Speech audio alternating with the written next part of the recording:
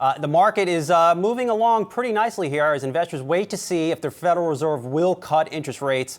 While many are expecting the cuts to happen in July, others are weary after a disappointing jobs report Friday and the ongoing tension between the U.S. and China. Here to weigh in on that and more is Chief U.S. Economist, RBC Capital Markets, Tom Porcelli. Tom, thanks for joining us. Thanks for having me. So the Fed has really ignited quite the rally here. Is Mr. Market right in to be sending stocks up to these levels? You know, it still if the market is responding to the Fed, then I think it's a little premature. I think there's so much ground to cover between now and the July FOMC meeting. So one, we have to get through retail sales, which I think will really sort of set the tone for Q2. And they haven't been good. They've been fine. I mean, think of it this way. Even if retail sales prints a zero for the next 2 months, right? So we have 2 months remain of the quarter, right? We need May and June data. Even if we print a zero on a Friday and a zero next month, consumer spending is still going to be about 3% in Q2, right? So it's like Q2, a strong Q2 is already sort of baked in. So you got to get through retail sales. You got to get obviously through the next Fed meeting, which obviously an interesting narrative could come from there.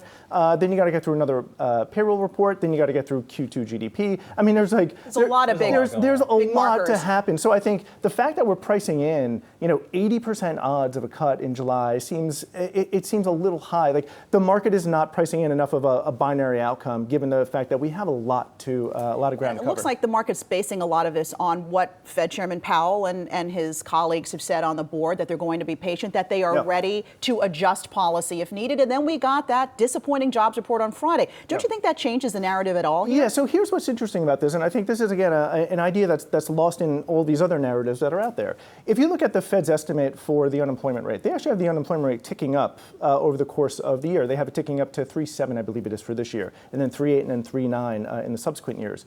So to get to a higher run rate from an unemployment rate perspective necessarily means that the Fed is actually looking for job growth that is below break even.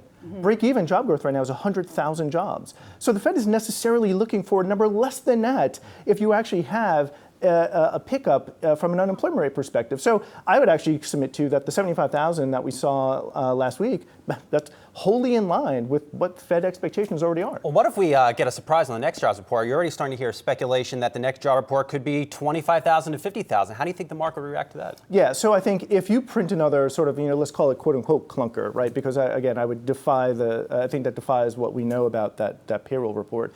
But if you get another report that comes in pretty off consensus, yeah, I think that is probably the nail in the coffin, and the Fed probably will hike rates. Because then I think at that point they have that as cover. Right, they then have the ability to say, hey, look, it does seem that labor data are becoming a little squishy, et cetera, and so we do think that would put it in. But, you say 25,000. I speak with a lot of people. I don't know anyone who's talking about 25,000 jobs. I mean, I think most people are actually looking for this thing to rebound. Because, again, keep in mind, let me just digress for a second. This is an important idea. So we printed 225,000 jobs the previous month. We have a relatively constructive view on the backdrop. We didn't think that was consistent with reality.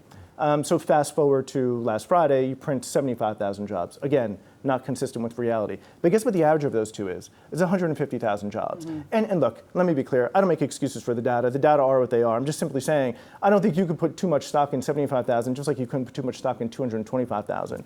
And so I think we're going to wind up printing probably around another 150,000. Job growth has slowed. There's no question about that. But we've slowed from 220,000 average last year, probably drifting down to about 175,000. So what are you thinking? Two rate cuts this year? One rate cut this year? We don't have any rate cuts. No rate cuts for this year. Interesting.